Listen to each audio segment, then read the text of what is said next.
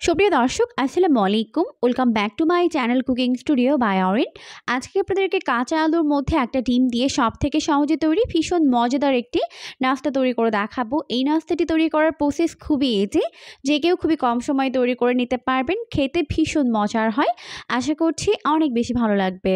নাস্তা তৈরি করার জন্য আমি এখানে 2টি বড় সাইজের আলু খোসা ছাড়িয়ে এরপর এইভাবে কাট করে নিয়েছে, এরপর ভালোভাবে ধুয়ে ক্লিন করে নিয়েছে। এরপর এখানে একটি বোল নিয়েছে আর এই বোলের মধ্যে একটি ডিম ভেঙে নিচ্ছে।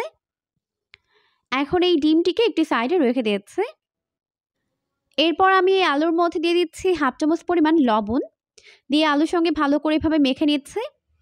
এতে করে কিন্তু আলুগুলো অনেক বেশি সফট হয়ে যাবে। তো একটু সময় নিয়ে ভালো করে মেখে নেওয়ার পর এখন এর মধ্যে বাকি মশলাগুলোকে অ্যাড করে দিব।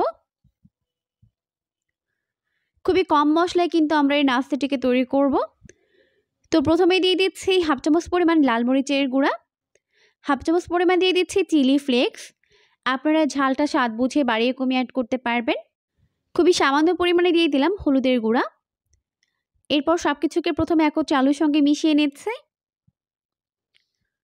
ভালো করে মিশিয়ে দেওয়ার পর এখন আমি এর মধ্যে আগে থেকে ভেঙে নেওয়া ডিমটিকে দিয়ে দিচ্ছে। তো যখন ঘরে কিছুই থাকে না তখন কিন্তু খুবই কম মশলায় আপনারা এই মজাদার নাস্তাটিকে খুব সহজে বানিয়ে নিতে পারবেন। চাইলে অতিথি আপ্যায়নে দিতে পারবেন কিংবা চাইলে আবার বিকেলে নাস্তার জন্য তৈরি করতে পারবেন। এরপর আমি এর মধ্যে দিয়ে দিচ্ছি 1/4 কাপ পরিমাণ বেসন, আর বেসন এখানে বাইন্ডিংয়ের কাজ করবে। বেসন দেওয়ার পর আবার খুব ভালো করে এটাকে মেখে নিচ্ছে। তো খুব ভালো করে মেখে আমি এটাকে এরকম একটা মিশ্রণ তৈরি করে নিয়েছে। এখন এটাকে ডুবো তেলে ফ্রাই করতে হবে। তো ভাজার জন্য এখান থেকে অল্প অল্প করে মিশ্রণ নিয়ে গরম তেলের মধ্যে দিয়ে দিতে হবে। তো নাস্তাগুলোকে ভাজার জন্য চুলায় একটা প্যান বসিয়ে দিয়েছে। যথেষ্ট পরিমাণে সয়াবিন তেল দিয়ে তেলটিকে খুব ভালোভাবে গরম করে নিয়েছে। এরপর এর মধ্যে একটি একটি করে নাস্তার শেপগুলোকে দিয়ে দিচ্ছে। একবারে যতগুলো ধরে দিয়ে দিব, বাকিগুলোকে পরের ব্যাচে ভেজে নিব। তো প্রথমে এক পাশ 1 মিনিটের মতো ফ্রাই করে নিয়েছে। এখন এটাকে উল্টে দিচ্ছি অপর পাশটিকে ফ্রাই করে নেওয়ার জন্য।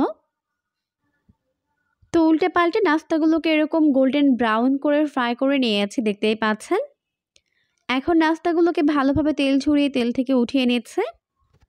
সবগুলো নাস্তা আমি ভালোভাবে তেল ঝরিয়ে তেল থেকে উঠিয়ে নিয়েছে। এরপর এগুলোকে টমেটো সস দিয়ে সার্ভ করেছি। খেতে কিন্তু ভীষণ মজার হয়েছে। অবশ্যই বাসায় ট্রাই করবে, দেখবেন পরিবারের সবাই অনেক বেশি পছন্দ করবে।